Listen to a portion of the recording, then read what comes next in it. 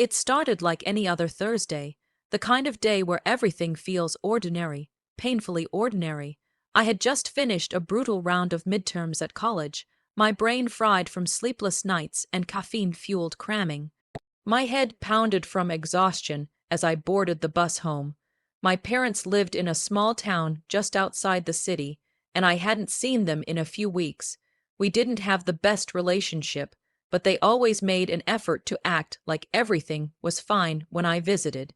That night, though, something felt off when I walked through the front door. My mom greeted me with the warmest smile I'd seen in months. She hugged me tighter than usual, and for a second, I let myself believe that maybe things were finally getting better between us. My dad, normally reserved and distant, was laughing and talkative. He even poured me a glass of wine, something he never did. He kept topping it off, encouraging me to let loose, to take a break.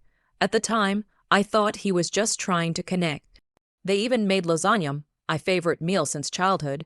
We sat around the table, and I remember feeling this strange mixture of comfort and unease, like being wrapped in a blanket soaked in gasoline. My mom kept watching me closely, her eyes never leaving my face. My dad was jittery, glancing at his phone more than usual. I remember my vision starting to blur halfway through dinner. My hands felt numb. My head heavy, the room spun. I tried to speak, to say something, but the words never came out. The last thing I remember was my mother leaning over me, brushing the hair from my forehead, whispering, "It'll be over soon." Then darkness. No dreams, no sound, just a void. When I opened my eyes again, I wasn't in my bed. I wasn't in my house. I wasn't anywhere I recognized. I was in a hospital room. Sterile, cold, unfamiliar. Machines beeped softly in the background, and my body felt like it had been run over. I tried to sit up, but pain shot through my skull. A nurse entered, startled that I was awake, and called for a doctor. When I asked where I was, she just stared. Then she called me something I'll never forget, Jane Doe. The name didn't make sense at first.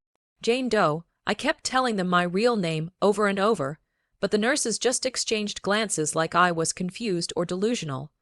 I begged them to check my fingerprints, my records, anything. But they said there was nothing. No ID on me when I was found, no missing persons report filed under my description, and no family calling to look for me. I had been discovered unconscious near a riverbank, barely alive, with hypothermia and signs of poisoning. The assumption was clear, a suicide attempt.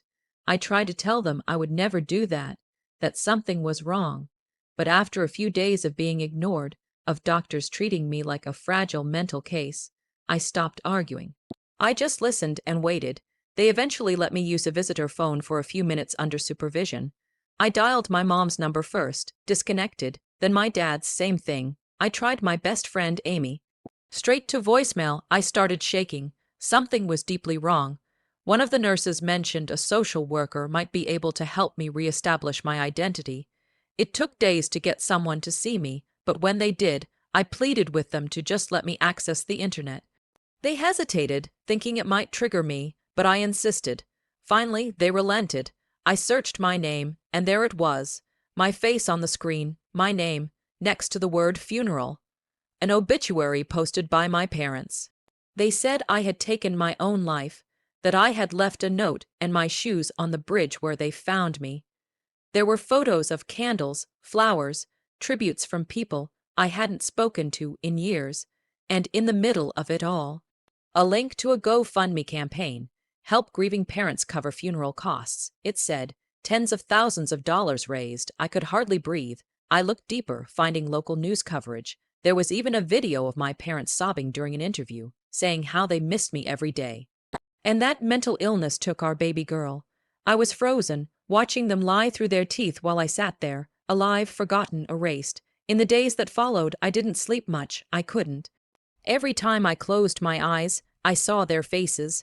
My parent, scrying on camera, holding my framed photo like I was just some tragic headline.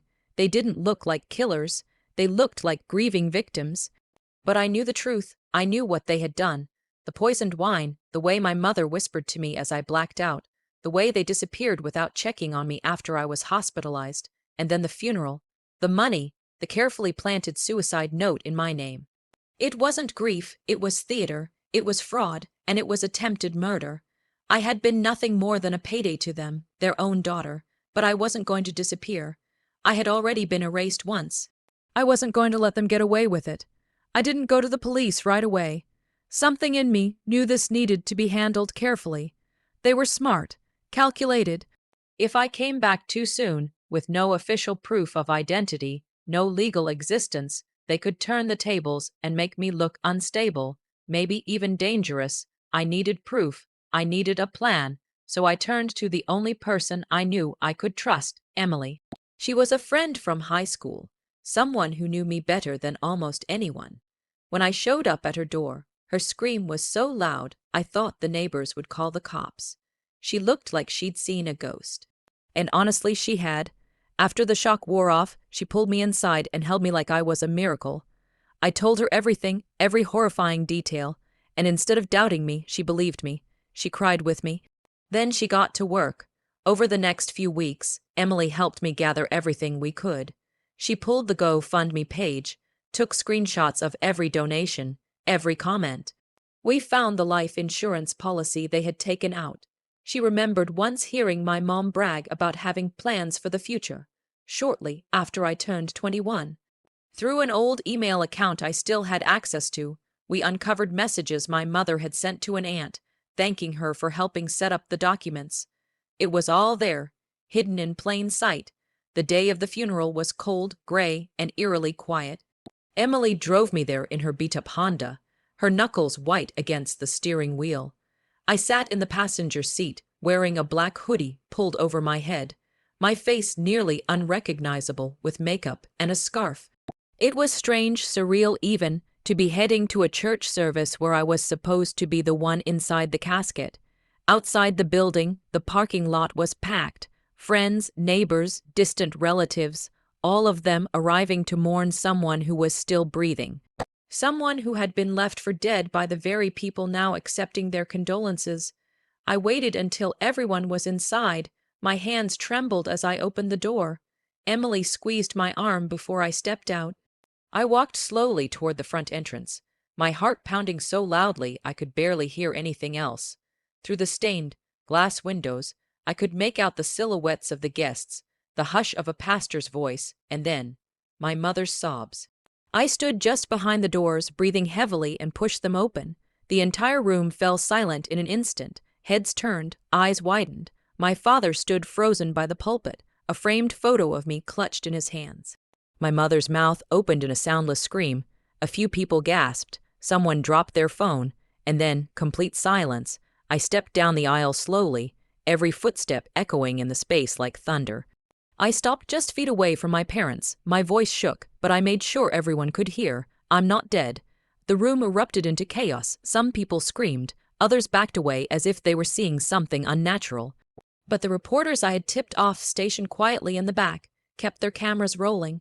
I pulled a USB from my pocket and handed it to the media rep, nodding. Within seconds, the projector behind the pulpit lit up with images, documents showing the life insurance policy taken out in my name, bank transfers, screenshots of my mother's emails, and even a video clip of me in the hospital with a timestamp. My parents didn't move. My mother had gone ghost white. My father looked like the life had drained out of him.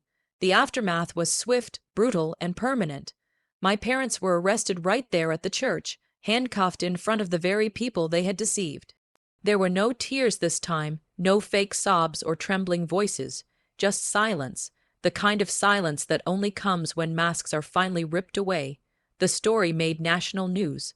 Girl declared dead, walks into her own funeral, became a headline overnight. The footage the reporters captured that day went viral.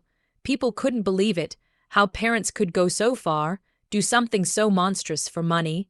But I believed it, I lived it. In court, the evidence spoke louder than I ever could. The jury didn't take long.